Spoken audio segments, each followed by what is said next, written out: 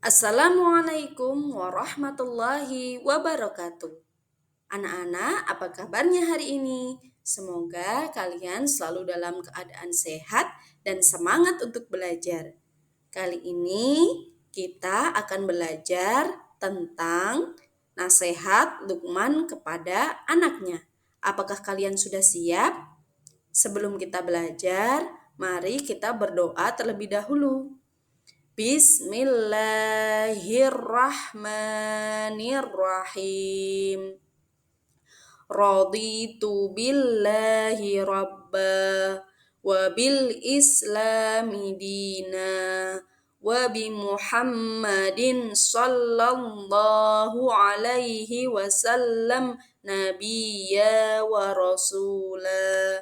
Rabbi zidni ilma warzuqni fahma.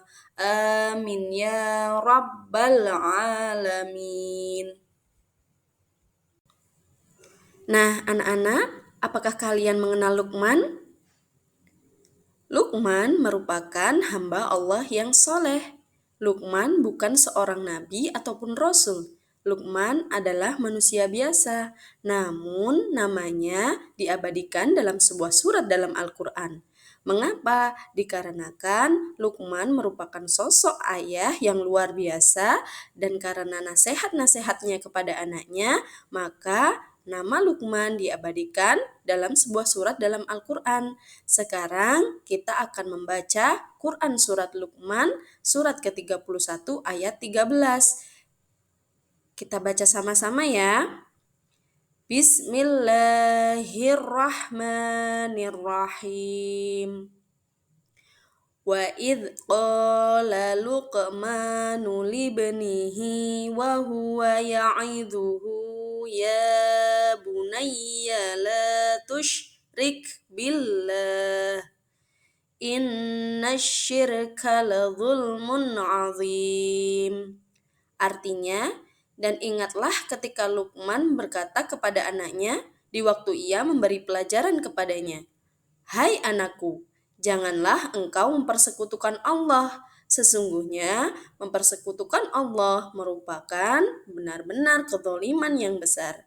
Jadi, surat Luqman ayat 13 adalah berisi tentang nasihat Luqman kepada anaknya agar tidak menyekutukan Allah Subhanahu wa taala. Apa itu yang dimaksud dengan menyekutukan Allah Subhanahu wa taala? Anak-anak, apakah itu mempersekutukan Allah? Perbuatan mempersekutukan Allah disebut dengan perbuatan syirik. Apakah itu syirik? Yang termasuk ke dalam perbuatan syirik adalah yang pertama, menyembah kepada selain Allah. Menyembah kepada selain Allah merupakan syirik yang besar dan merupakan salah satu dosa yang tidak diampuni oleh Allah sebelum orang yang melakukan syirik bertobat dengan sebenar-benarnya.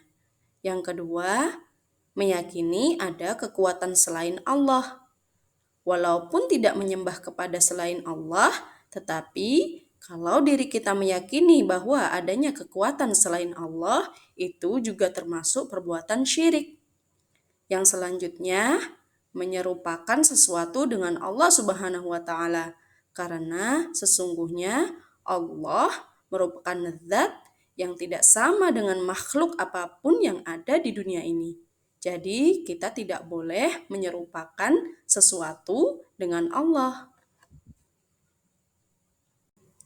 Nah, anak-anak, apakah kalian sudah paham dengan perbuatan syirik atau mempersekutukan Allah? Perbuatan mempersekutukan Allah disebut dengan perbuatan syirik. Dan yang harus diingat adalah orang yang melakukan perbuatan syirik disebut dengan musyrik. Nah, anak-anak, coba kalian amati gambar berikut ini. Gambar-gambar ini merupakan contoh perbuatan syirik, yaitu menyembah kepada selain Allah Subhanahu wa taala. Gambar yang pertama, ada sesosok laki-laki yang menyembah matahari. Gambar yang kedua, terdapat seorang anak yang sedang memohon sesuatu dengan pohon. Gambar yang ketiga, ada seseorang yang sedang menyembah patung anak sapi. Dan yang terakhir, orang-orang menyembah berhala dan menganggap berhala sebagai Tuhannya. Dari keempat gambar tersebut, semuanya merupakan perbuatan syirik yang besar dan merupakan kezaliman yang besar. Perbuatan syirik bukan hanya menyembah kepada selain Allah, tetapi mempercayai ada kekuatan lain selain kekuatan Allah juga merupakan perbuatan syirik. Nah, coba kalian amati gambar berikut ini, lalu manakah gambar yang termasuk ke dalam perbuatan syirik? Coba beri alasannya. Gambar yang pertama ada seorang dukun. Apakah pergi ke dukun merupakan suatu perbuatan syirik? Iya, pergi ke dukun merupakan salah satu contoh perbuatan syirik karena kita mempercayai kekuatan lain dan meminta bantuan kepada syaitan untuk menyelesaikan atau mengobati penyakit kita. Yang kedua, ada boneka santet. Apakah santet termasuk ke dalam perbuatan syirik?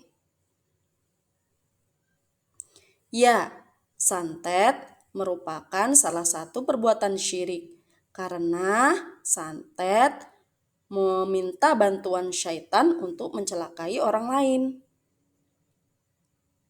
Gambar yang ketiga, ada dua bapak-bapak yang sedang berziarah kubur. Apakah berziarah kubur termasuk perbuatan syirik? Ya, berziarah kubur bisa menjadi suatu perbuatan syirik ataupun bisa menjadi bukan perbuatan syirik. Mengapa?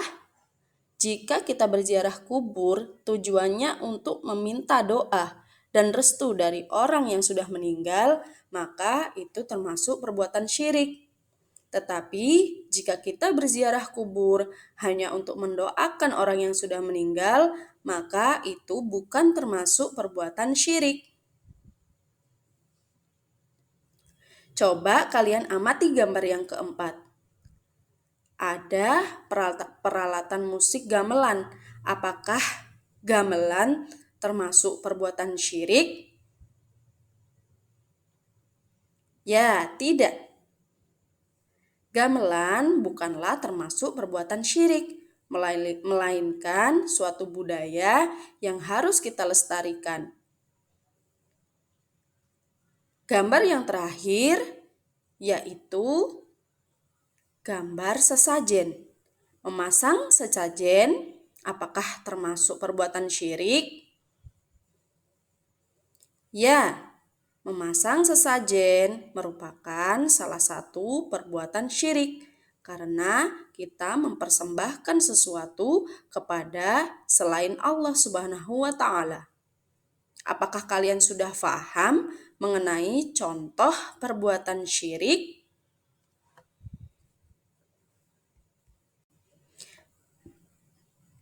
Kita lanjutkan ke gambar berikutnya. Gambar yang pertama yaitu ada pameran wayang kulit. Apakah wayang kulit termasuk perbuatan syirik?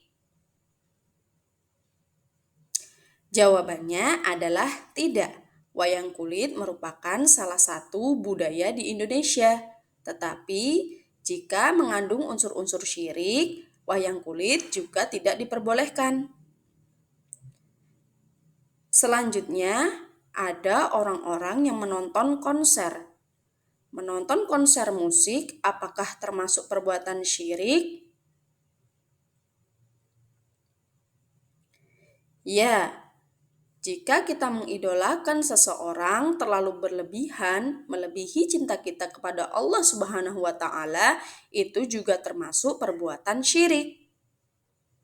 Yang selanjutnya ada gambar beberapa jimat. Apakah memakai jimat termasuk perbuatan yang syirik?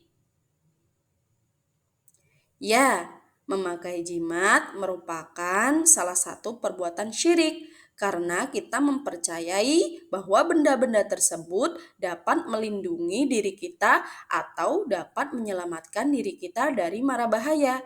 Itu berarti bahwa kita mempercayai kekuatan selain kekuatan Allah Subhanahu wa taala. Yang selanjutnya ada gambar babi ngepet. Apakah babi ngepet termasuk perbuatan yang syirik? Ya, benar sekali.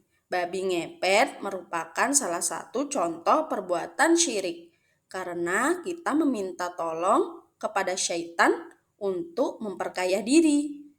Sedangkan rezeki yang halal tidak didapat dari hal-hal yang seperti itu. Yang selanjutnya ada seorang peramal. Apakah meramal merupakan perbuatan syirik? Ya, mempercayai ramalan atau meramal nasib seseorang termasuk ke dalam perbuatan syirik karena kita mendahului Allah Subhanahu wa taala sebagai penentu takdir hidup kita. Apakah sampai di sini kalian sudah paham mengenai perbuatan syirik? Nah, anak-anak, mengapa kita tidak boleh melakukan perbuatan syirik? Dalam Al-Quran surat Luqman ayat 13 yang kita baca tadi, dijelaskan bahwa syirik merupakan suatu kezoliman yang besar. Zolim adalah perbuatan yang kejam, bengis, aniaya, dan tidak menaruh kasih sayang. Jadi, perbuatan syirik merupakan salah satu dosa yang besar yang tidak diampuni oleh Allah Subhanahu wa taala kecuali orang yang melakukan syirik benar-benar bertaubat dan tidak mengulangi perbuatannya selama hidupnya. Anak-anak, apakah kalian sudah paham tentang syirik? Jadi, syirik adalah mempersekutukan Allah Subhanahu wa taala. Anak-anak, sebaiknya kita jauhi perbuatan syirik, baik itu syirik kecil maupun syirik yang besar. Jika kita melakukan perbuatan syirik dan sebelum meninggal kita tidak sempat bertobat, maka neraka akan menantimu. Sampai jumpa di pembelajaran berikutnya. Wassalamualaikum warahmatullahi wabarakatuh.